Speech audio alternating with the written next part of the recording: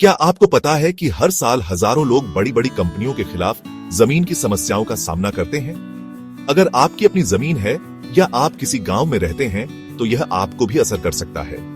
आइए आपके अधिकारों को बहुत ही आसान तरीके से समझते हैं। आइए कंपनियों के साथ जमीन के झगड़ों के बारे में सीधी सादी बात करते हैं। सबसे पहले, अगर कोई कंपनी आपकी इजाजत के बिना आपकी जमीन हड़पने की कोशिश करती है या आपको सही मुआवजा नहीं देती तो यह गलत है। साल 2013 का एक कानून है जिसे लैंड एक्विजिशन एक्ट कहते हैं, जो कहता है कि आपको सही भुगतान मिलना ही चाहिए और आपकी बात भी सुनी जानी चाहिए। आप इस मामले को हाई कोर्ट या सुप्रीम कोर्ट तक ले जा सकते हैं। दूसरा, अगर कोई कंपनी पर्यावरण की परवाह किए बिना जमीन पर कुछ बनाना शुरू कर देती है, जैसे पानी, पेड़ पौधों या खेतों को नुकसान पहुंचाना, तो वे बड़ी मुसीबत में पड़ सकते हैं। पर्यावरण संरक्षण अधिनियम उनके प्रोजेक्ट को रोक सकता है या उन पर जुर्माना लगा सकता है।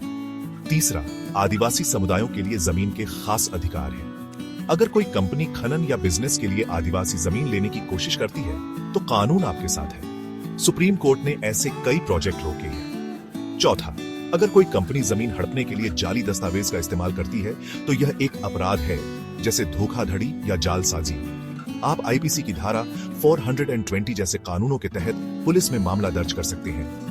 और आखिर में, अगर लोगों को जबरन उनके घरों से निकाला जाता है और उन्हें वादा की गई मदद, जैसे नौकरी या नए घर नहीं मिलते, तो यह भी गैर कानूनी है। कानून कहता है कि लोगों की मदद की जानी चाहिए और उन्हें सही भुगतान मिलना चाहिए। याद रखिए, आपको अकेले लड़ने की जरूरत नहीं है, आपको बचाने के लिए कानून है। आसान कानूनी सलाह के लिए लाइक करें और सब्सक्राइब करें।